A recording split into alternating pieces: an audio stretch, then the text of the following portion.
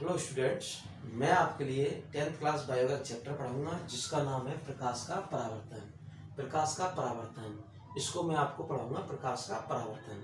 इसमें क्या होता है, देखो, जब भी प्रकाश की किरण किसी समतल सतह से टकराती है और टकराने के बाद वापस उसी माध्यम में लौट जाती है, उसे हम प्रकाश का परावर्तन कहते हैं।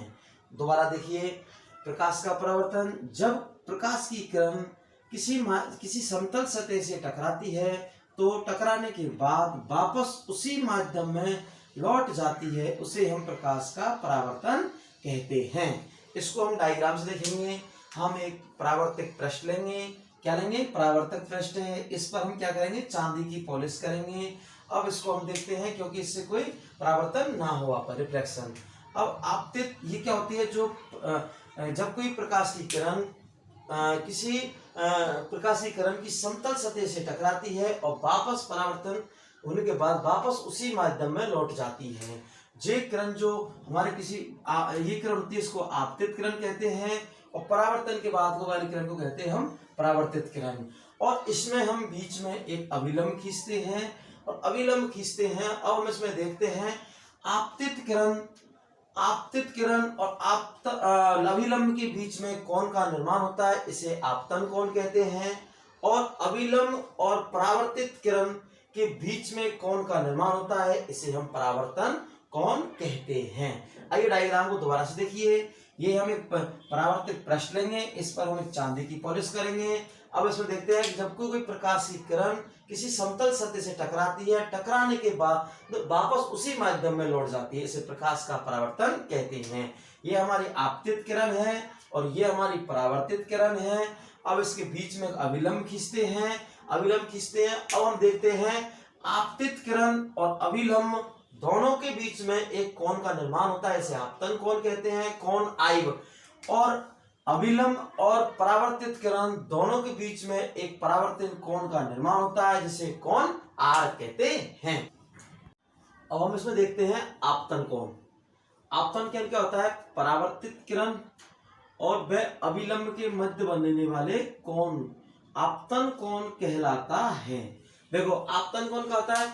आपतित किरण व अभिलंब के मध्य बनने वाला कोण आपतन कोण कहलाता है। जैसे डायग्राम में देखो, आपतित किरण और अभिलंब के मध्य बनने वाला कोण आपतन कोण कहलाता है। आपतित किरण और अभिलंब के मध्य बनने वाला कोण आपतन कोण कहलाता है, कोण आई। ठीक है।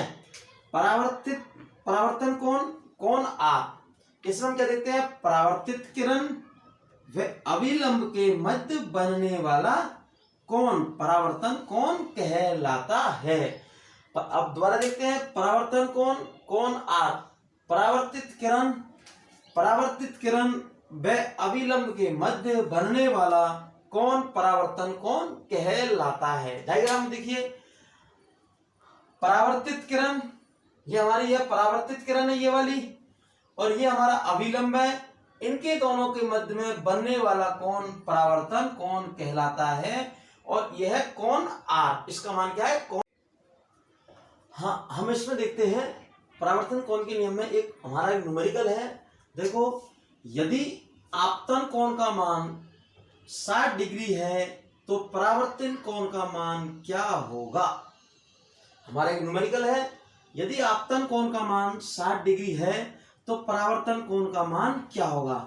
हमने नियम नंबर पढ़े थे, हमने तो उसमें पढ़ा था हमने, आपतन कोण बराबर परावर्तन कोण सदैव बराबर होते हैं। आपतन कोण सदैव परावर्तन कोण दोनों बराबर होते हैं। तो हमारा आपतन कोण है आई और हमारा परावर्तन कोण है आर। हमें न्यूमेरिकल में दिया हुआ है हमारे आपतन कोण का मान, और हमारे आपतन कोण का मान 60 डिग्री है। कितना है?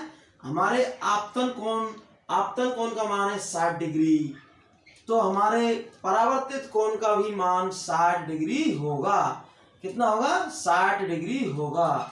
हमने पढ़ा था कि हमारे आपतन कोण और परावर्तन कोण के मान सदैव बराबर होते हैं।